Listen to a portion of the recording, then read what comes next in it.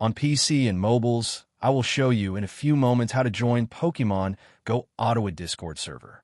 It's the same method on both PC and mobiles. For this, we will open a browser on your PC or mobile, can be whichever. In my case, I will use Microsoft Edge. Now click on URL bar and type this URL to be able to join this Discord server.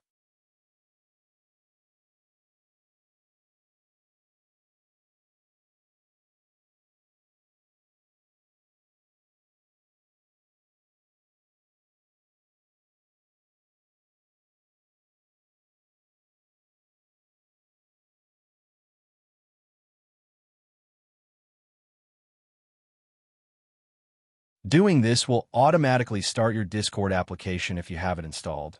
Then click Join, and you will have access to the Discord server.